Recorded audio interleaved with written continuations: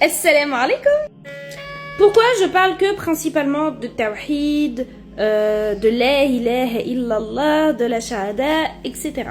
Il y en a beaucoup qui me le reprochent dans les commentaires, comme quoi je me focalise trop. C'est fou. Comme quoi je me focalise trop sur le tawhid et sur la ilaha illallah wa ashhadu anna Muhammadan rasulullah. Mais pour moi en fait, on ne peut pas trop se focaliser sur le tawhid et sur la shahada en fait. C'est pas possible de trop se focaliser là-dessus en fait. Il n'y a jamais de trop quand il s'agit du tawhid et de la ilaha illallah. C'est pas possible. Mais du coup, je vais vous répondre en fait. Tout simplement parce que le tawhid, donc la ilaha illallah, c'est la base de tout. Il n'y a pas plus important. Je l'ai déjà dit. Je l'ai déjà dit, mais en fait, je le redis encore pour que ça rentre dans vos têtes. Mais la ilaha illallah, le tawhid, mais c'est 1000 fois plus important que de ne pas manger de porc, que manger halal, que pas boire d'alcool, que pas forniquer, que pas faire de médisance, que tous les autres péchés en fait, que d'arrêter tous les autres péchés.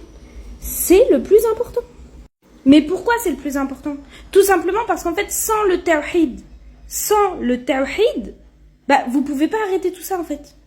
Vous pouvez pas. Il faut le tawhid dans votre cœur pour vous faciliter à arrêter tous les péchés. Si vous n'avez pas le tawhid, bah forcément vous n'allez pas vouloir arrêter les péchés. Donc, plus vous allez étudier le tawhid, plus vous allez étudier la ilaha illallah, plus vous allez arrêter les péchés. C'est logique en fait. Ça va venir naturellement d'arrêter les péchés si vous étudiez le tawhid et la ilaha illallah. Donc bien sûr, je ne dis pas qu'il faut que étudier le tawhid et n'arrêter aucun péché, continuer à manger du porc, continuer à avoir des rapports sexuels, continuer à faire de la médisance, continuer à écouter de la musique, continuer à pas porter son voile, etc., etc. Je dis pas ça.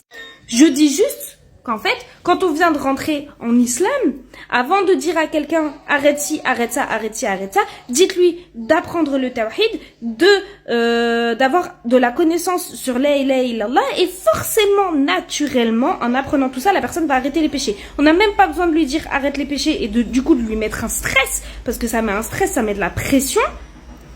On n'a même pas besoin de ça. La personne va le faire tout seul, en étudiant la ilaha illallah et le tawhid. Il va faire tout seul. Laissez les gens faire tout seul.